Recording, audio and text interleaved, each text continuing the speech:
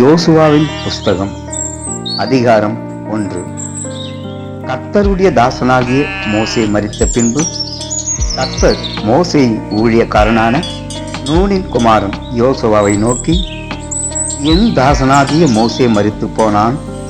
இப்பொழுது நீயும் இந்த ஜனங்கள் எல்லாரும் எழுந்து இந்த யோர்தானை கடந்து இஸ்ரவேல் புத்திரருக்கு நான் கொடுக்கும் தேசத்துக்கு போங்கள். நான் மோசேக்கு சொன்னபடி உங்கள் காலடி மிதிக்கும் எவ்விடத்தையும் உங்களுக்கு கொடுத்தேன்.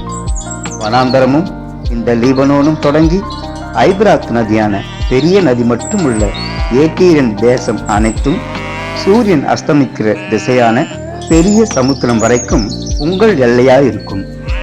நீ உயிரோடு இருக்கும் நாளெல்லாம் ஒருவனும் உனக்கு முன்பாக எதிர்த்து நிற்பதில்லை. நான் மோசேயோடே இருந்தது போல உன்னோடும் இருப்பேன்.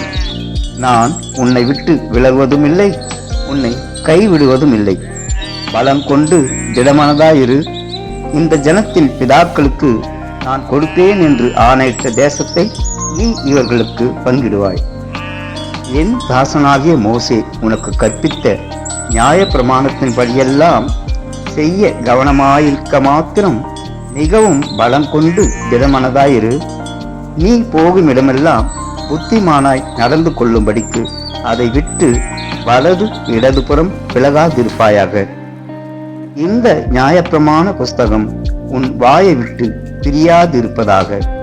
இதில் எழுதியிருக்கிறவர்களின் படியெல்லாம் நீ செய்ய கவனமாயிருக்கும்படி இரவும் பகலும் அதை தியானித்து கொண்டிருப்பாயாக.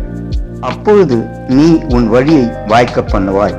அப்பொழுது புத்திமானாயும் நடந்து கொள்வாய். நான் உனக்கு கட்டளையிடவில்லையா? பலம் கொண்டு திடமனதாயிரு. திகையாதே, கலங்காதே. நீ போகும் இடமெல்லாம் உன் தேவனாகிய கர்த்தர் உன்னோடே இருக்கிறார் என்றார்.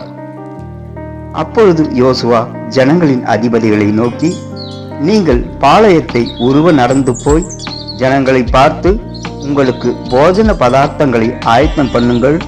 உங்கள் தேவனாகிய கர்த்தர் உங்களுக்கு சுதந்தரிக்க கொடுக்கும் தேசத்தை நீங்கள் சுதந்தரித்துக் கொள்ளும்படிக்கு இன்னும் 3 நாளைக்குள்ளே இந்த யோர்தானை கடந்து போவீர்கள் என்று சொல்ல சொன்னான்.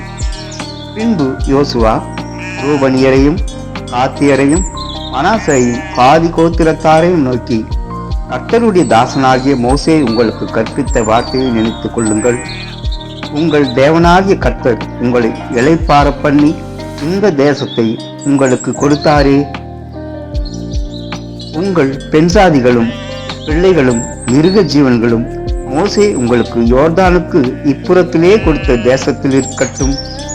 உங்களிலுள்ள யுத்த வீரர் யாவரும் உங்கள் சகோதரருக்கு முன்பாக அணியணியாய் கலந்து போய், கர்த்தர் உங்களைப் போல உங்கள் சகோதரரையும் இளைப்பார பண்ணி அவர்களும் உங்கள் தேவனாகிய கர்த்தர் தங்களுக்கு கொடுக்கும் தேசத்தை சுதந்தரித்துக் கொள்ளும் மட்டும் அவர்களுக்கு உதவி செய்ய கடவீர்கள். பின்பு நீங்கள் கர்த்தருடைய தாசனாகிய மோசே உங்களுக்கு யோர்தானுக்கு இப்புறத்தில் சூரியன் உதிக்கும் திசைக்கு நேராக கொடுத்த உங்கள் சுதந்திரமான தேசத்துக்கு திரும்பி அதை சுதந்திரித்துக் கொண்டிருப்பீர்களாக என்றான். அப்பொழுது அவர்கள் யோசுவாவுக்கு பிரதியுத்தரமாக, நீர் எங்களுக்கு கட்டளையிடுகிறதையெல்லாம் செய்வோம். நீர் எங்களை அனுப்பும் இடமெங்கும் போவோம். நாங்கள் மோசேக்கு செவி கொடுத்தது போல உமக்கும் செவி கொடுப்போம். உம்முடைய தேவனாகிய கர்த்தர் மாத்திரம் மோசேயோடு இருந்தது போல உம்மோடும் இருப்பாராக. நீர் எங்களுக்கு கட்டளையிடும் சகல காரியத்திலும் உம்முடைய சொல்லை கேளாமல் உம்முடைய வாக்குக்கு முரட்டாட்டம் பண்ணுகிற எவனும் கொலை செய்யப்பட கடவன். பலம் கொண்டு திடமானதாய் மாத்திரம் இரும் என்றார்கள்.